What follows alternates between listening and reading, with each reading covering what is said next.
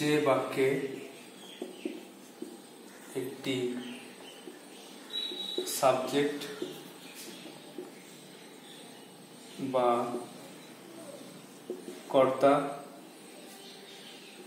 Predicate বা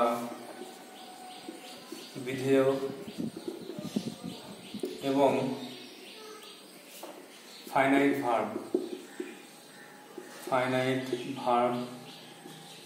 বা সমাপিকা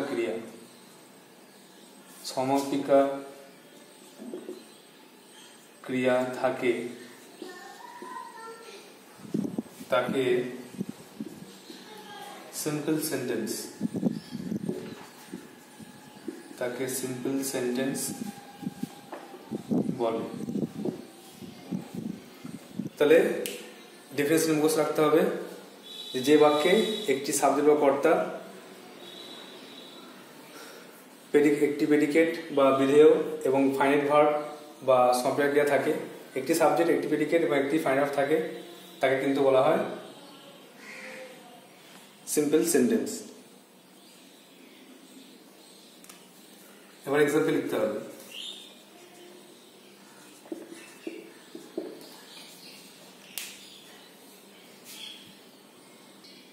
তাহলে মনে রাখতে হবে যে বাক্যে একটি সাবজেক্ট, এখানে একটি লিখে দাও, একটি প্রেডিকেট বা বিধেয় এবং এখানে একটি লিখে দাও, একটি ফাইনাইট ভার্ব থাকে, তাকে বলা হচ্ছে সিম্পল সেন্টেন্স। এক্সাম্পল কি লিখবে? সরল বাক্য, যে আই নো হার নেম। মানে আমি তার নাম জানি, এটা হচ্ছে সিম্পল সেন্টেন্স, সরল বাক্য। এখানে একটা subject I know her name, আইটা সাবজেক্ট, নোটা ফাইনাইট ভার্ব আর নো হার নেম পুরোটা প্রেডিকেট। একইভাবে I have a blue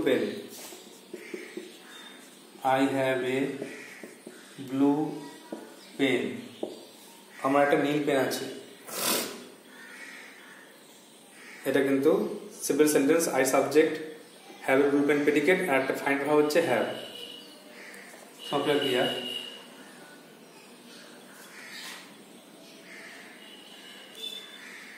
3 নম্বরে I know a wise man. আমি একটা জ্ঞানী লোককে চিনি।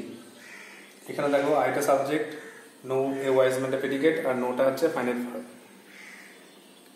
4 নম্বরে the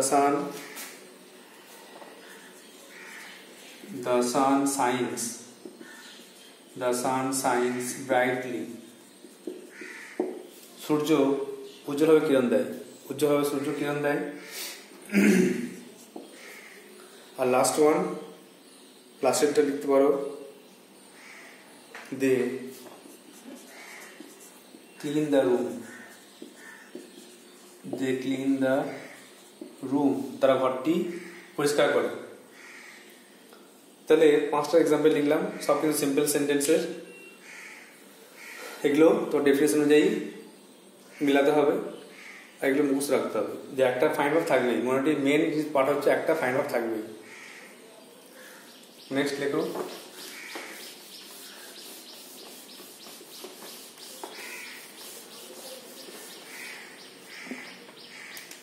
নাম্বার 2, কমপ্লেক্স সেন্টেন্স।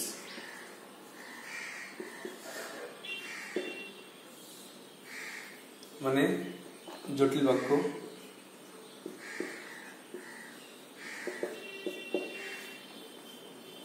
কাকে বলে?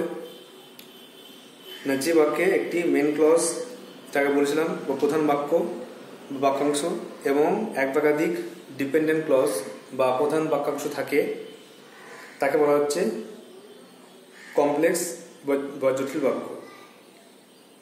যেটা মেন ক্লজ আর ডিপেন্ডেন্ট ক্লজ যদি বুঝতে না পারো, তাহলে শুধু মনে রাখবে যে প্রধান বাক্যাংশ আর অবধান বাক্যাংশ থাকে। পরে তোমরা ক্লজটা শিখবে, এখন শুধু প্রধান বাক্য অবধান বাক্যটা জেনে রাখবে।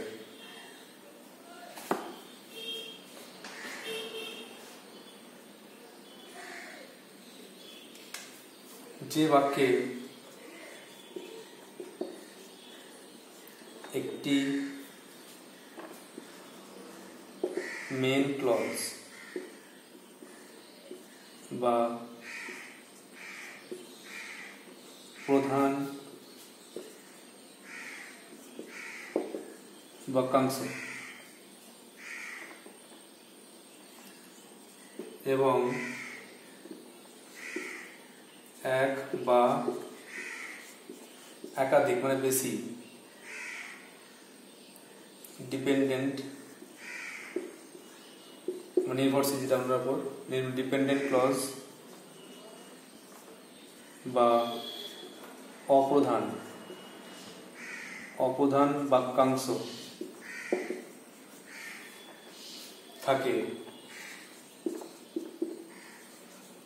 তাকে কমপ্লেক্স বা কমপ্লেক্স সেন্টেন্স বলে, বা যদি বাক্য বুঝতে পারছো কমপ্লেক্স সেন্টেন্স বলে। তাহলে একটা মেন ক্লজ থাকবে, প্রধান বাক্য থাকবে, প্রধান বাক্যাংশ, আর একটা এক বা একাধিক অপ্রধান বাক্যাংশ থাকবে। সেটা থাকলে তাকে কমপ্লেক্স সেন্টেন্স বলা হচ্ছে। ভালো করে কিন্তু এক্সাম্পলটা ভালো করে মুখস্থ রাখবে আর ডেফিনেশনটা মুখস্থ রাখতে হবে, না হলে বলবে বুঝতে পারছি না। তুমি সেন্টেন্সগুলো পড়বে না, এগুলো মুখস্থ করবে না, আর যখন আমরা ক্লাসে যখন আমরা পড়ে যখন আলোচনা করব, বলো তো এই সেন্টেন্সটা কোন সেন্টেন্স, তখন তুমি কিন্তু স্ট্রাকচার অনুযায়ী মেলাতে পারবে না এগুলো মুখস্থ না করলে। মেন কাজ হচ্ছে তোমাদেরকে আগে সেন্টেন্স চিনতে হবে, আইডেন্টিফাই দ্য সেন্টেন্স চিনতে হবে, কোনটা সিম্পল সেন্টেন্স, কোনটা কমপ্লেক্স সেন্টেন্স, কোনটা কম্পাউন্ড সেন্টেন্স চিনতে হবে। তো তোমাদেরকে আগে অবশ্যই ডেফিনেশনটা মনে রাখতে হবে আর এক্সাম্পলগুলো মনে রাখতে হবে কীভাবে হচ্ছে। এক্সাম্পল লিখবো আমরা, দেখো প্রথম তিনটে এক্সাম্পলকে ভেঙে লিখবো। প্রথম তিনটে এক্সাম্পলকে ভেঙে লেখা যাবে কেমন করে? প্রথমে লিখেছিলাম সিম্পল সেন্টেন্সে, মনে আছে যে আই নো হার নেম, আমি তার নাম জানি। এটাকে যদি আমরা কমপ্লেক্স সেন্টেন্সে ভেঙে লিখি তাহলে লিখতে পারি I know what her name is, আমি জানি কি তার নাম, আমি জানি কি তার নাম। তাহলে প্রথমে দেখো আই নো এটা মেন ক্লজ প্রধান বাক্যাংশ, মেন ক্লজ মানে এটা প্রধান বাক্যাংশ, আর হোয়াট হার নেম ইজ তার নাম কি, এটা কিন্তু ডিসি মানে ডিপেন্ডেন্ট ক্লজ অপ্রধান বাক্য। প্রথম বাক্য করে হচ্ছে আই নো আমি জানি, এটা বাক্য হয়ে যাবে কিন্তু হোয়াট হার নেম ইজ তার নাম কি, এটা কিন্তু অপ্রধান বাক্য। কেন?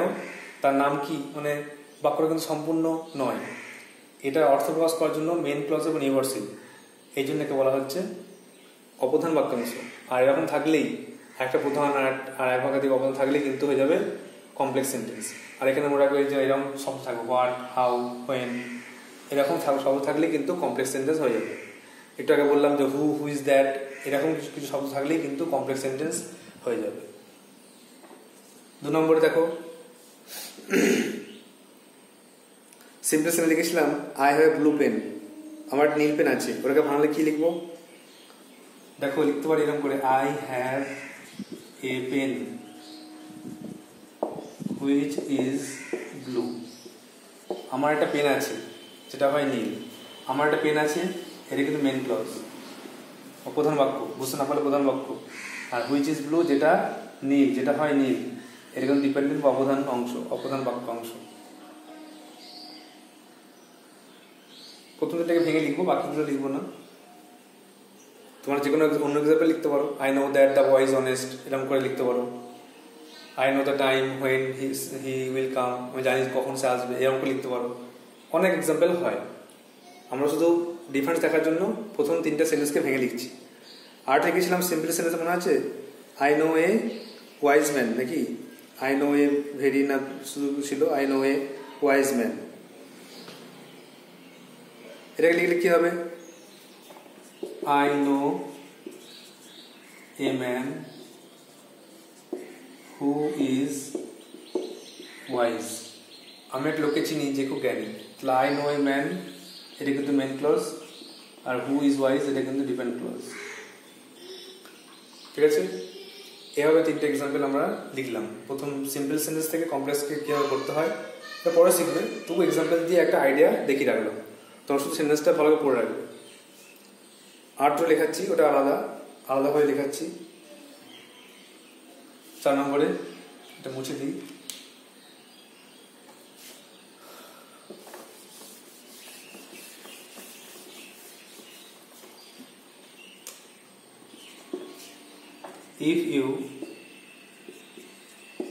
if you do not or don't do, comma, you will die.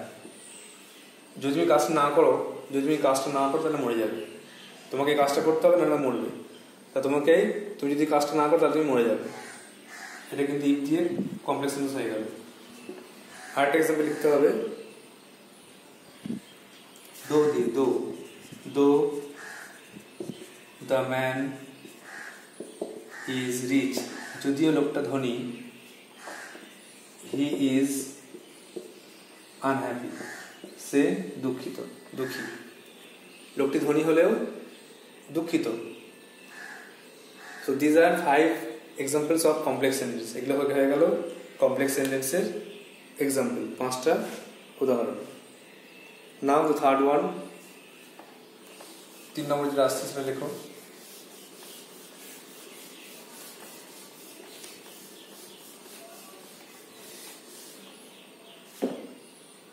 নম্বরে কম্পাউন্ড সেন্টেন্স।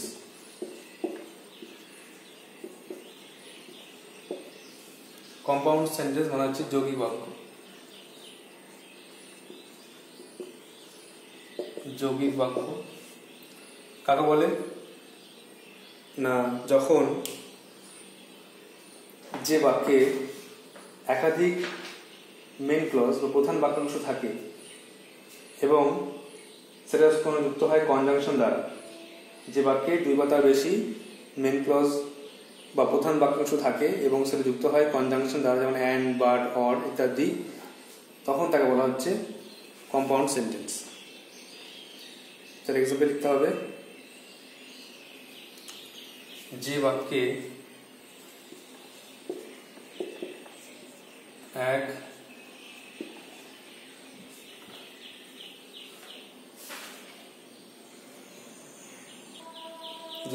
এক নয় দুটি, একটা তো হবে না, দুটি। যে বাক্যে 2 বা তার বেশি মেন ক্লজ বা প্রধান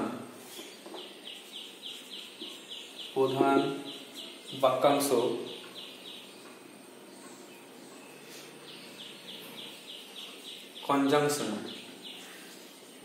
কনজাংশন যেমন অ্যান্ড, বাট, অর, তারপরে আইদার অর বা নিদার নর ইটিসি। তাহলে যে বাক্যে 2 বা তার বেশি মেন ক্লজ বা প্রধান বাক্যাংশ কনজাংশন, এইগুলো কনজাংশন দ্বারা যুক্ত থাকে তাকে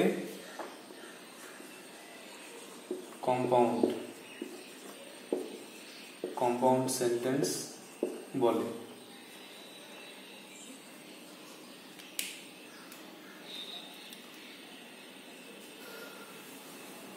তাহলে কম্পাউন্ড কাকে বলে, যে বাক্যে 2 বা তার বেশি মেন ক্লজ বা প্রধান বাক্যাংশ কনজাংশন যেমন and, but, or, either, or, neither, নর দ্বারা যুক্ত থাকে তাকে বলা হয় কম্পাউন্ড সেন্টেন্স বা যৌগিক বাক্য। তাহলে যৌগিক মানে যুক্ত করছে, যৌগিক মানে দুটো বাক্যকে যুক্ত করছে। এক্সাম্পলে দিলে ভালো বুঝতে পারবে। আর মনে রাখবে যে অ্যান্ড, বাট, অর এগুলো থাকলেই কিন্তু কম্পাউন্ড সেন্টেন্স হয়ে যায়। মেনলি অ্যান্ড থাকলেই, অ্যান্ড বাট বেশি থাকে, অ্যান্ড বাট অর এগুলো থাকলেই কিন্তু কম্পাউন্ড সেন্টেন্সে হয়ে যায়। এক্সাম্পলটি লিখলে ভালো বুঝতে পারবে। দেখো আমরা প্রথমে মনে আছে সিম্পল সেন্স লিখেছিলাম যে আই নো হার নেম, কমপ্লেক্সে লিখেছিলাম যে I know what her name is. এবার ওটাকে যদি কম্পাউন্ডে লিখি তাহলে কি লিখবো, লিখতে পারি example she has a name and I know it. তার নাম আছে এবং আমি সেটা জানি। দেখো সি হ্যাজ এ নেম এটা main clause, I know it main clause, and দিয়ে যুক্ত হয়েছে, এটা হয়ে গেল কম্পাউন্ড সেন্টেন্স। 2 নম্বর লিখছিলাম সিম্পলি যে I have a blue pen, complex লিখেছিলাম I have a pen which is blue. আর এখানে কম্পাউন্ড লিখব I have a pen and it is blue, অথবা it is blue in colour. আমার একটা pen আছে এবং এটা হয় নীল, তাহলে কম্পাউন্ড হয়ে গেল। যেটা সিম্পল সেন্টেন্স, মানে এটা সিম্পল সেন্টেন্স, এটা সিম্পল সেন্টেন্স যুক্ত হচ্ছে অ্যান্ড দিয়ে, বা দুটো সরল বাক্য বা মেইন ক্লজ যুক্ত হচ্ছে অ্যান্ড দিয়ে। 3 নম্বরে দেখো লেখা আছে যে I know a wise man, complex লিখলাম I know a man who is wise. আর এটা লিখতে পারো the man is wise and I know him, লোকটি জ্ঞানী এবং আমি তাকে চিনি। এভাবে আমরা সিম্পল কমপ্লেক্স কম্পাউন্ড ভাঙতে পারি। এবারে যেটা করবো সেটা হচ্ছে কমপ্লেক্স থেকে কম্পাউন্ড করবো। মানে কমপ্লেক্স দেখো উদাহরণ লিখেছিলাম 4 নম্বরে যে if you do not do you will die, যদি তুমি না করো কাজটা তুমি মরে যাবে। তাহলে এই কম্পাউন্ড সেন্টেন্সে ওটাকে এক কথা লিখতে পারি যে করো অথবা মরো। বিখ্যাত যে কথা গান্ধীজি, ডু অর ডাই, করো অথবা মরো, এটা কিন্তু কম্পাউন্ড সেন্টেন্স হয়ে গেল অর আছে বলে। দুটো ক্লজ, ডু মানে you must do the work, আর ডাই হচ্ছে ইউ উইল আদারওয়াইজ ডাই। তো দুটো মেন ক্লজ যুক্ত হচ্ছে, বা দুটো মেন ক্লজ যুক্ত হচ্ছে অর দিয়ে, এই জন্য কিন্তু এটা হয়ে গেল কম্পাউন্ড সেন্টেন্স। খুব important line, do or die, এটা কিন্তু কম্পাউন্ড সেন্টেন্স। আর করেছিলাম কমপ্লেক্সে যে though the man is rich he is unhappy, যদিও লোকটা ধনী সে হচ্ছে দুঃখিত। তাহলে এখানে কম্পাউন্ড করতে পারি যে the man is rich, compound লিখতে পারি the man is rich, but এটা বাট দিয়ে করতে পারি the man is rich but he is unhappy, লোকটা ধনী কিন্তু সে খুব দুঃখিত, সে খুব দুঃখী। তাহলে আমরা লিখলাম আজকে কম্পাউন্ড সেন্টেন্স এর 5টা এক্সাম্পল। তোমরা এক্সাম্পলটা নিয়ে নর্মালি পড়তে পারো, শুধু দেখবে একটু লিঙ্ক আছে, আগের সেন্টেন্সের সঙ্গে একটু লিঙ্ক আছে। আর যেটা বললাম প্রত্যেকটা সেন্টেন্স পড়ার সময় খেয়াল করবে যে ডেফিনেশনটা মিলছে কিনা, দুটি বা তার বেশি মেন ক্লজ দিয়ে যুক্ত হচ্ছে কিনা। এই যে সি হ্যাজ এ নেম একটা অংশ মেন ক্লজ, আই নো একটা মেন ক্লজ যুক্ত হচ্ছে অ্যান্ড দিয়ে, এখানে অ্যান্ড দিয়ে, এখানে অ্যান্ড দিয়ে, এটা অর দিয়ে, এটা বাট দিয়ে যুক্ত হচ্ছে। তাহলে অ্যান্ড অর বাট থাকলে কম্পাউন্ড সেন্টেন্স। আর কমপ্লেক্সে বললাম হু ইজ দ্যাট, বড় রকম থাকলে কিন্তু কমপ্লেক্স সেন্টেন্স। আর সিম্পল সেন্টেন্সে কিন্তু একটা মাত্র মেন ক্লজ থাকবে, একটা মাত্র ফাইনাল ভার্ব থাকবে। তা তোমাদের প্রথম কাজ হচ্ছে you have to write down in a copy, memorise it. তোমরা অবশ্যই এটা ভালো করে বুঝতে পারবে, খাতায় লিখে দেখাবে। আর বুঝতে না পারলে অবশ্যই আমাকে জিজ্ঞাসা করবে, আশা করি তুমি বুঝতে পারবে, সহজভাবে লেখা আছে। আর এই যে বললাম ক্লজটা বুঝতে না পারলে এইটা বুঝতে পারবে প্রধান বাক্যাংশ বা প্রধান অংশ, এটা নিশ্চয়ই বুঝতে পারবে। আর অপ্রধান বাক্য, অপ্রধান অংশ যেটা প্রধান নয়, যেটা প্রধান উপর নির্ভরশীল সেটা। আর ক্লজটা নেক্সট আলোচনা হবে, নেক্সট ক্লাসে বা নেক্সট ইয়ারে তোমার আলোচনা হবে এটা। সো আজকে পড়লাম simple sentence, complex sentence, compound sentence. এটা হচ্ছে বাক্যের গঠন অনুসারে 3টে ভাগ। সিম্পল মানে সরল বাক্য, একটা মাত্র ভার্ব থাকবে। কমপ্লেক্স হচ্ছে জটিল বাক্য, এখানে হু ইজ দ্যাট বা এরকম শব্দ থাকবে। আর লাস্টে হচ্ছে কম্পাউন্ড সেন্টেন্স, যৌগিক বাক্য, যেখানে অ্যান্ড বাট অর এগুলো থাকবে। I hope you have understood the tasks. So that's all for today. Thank you.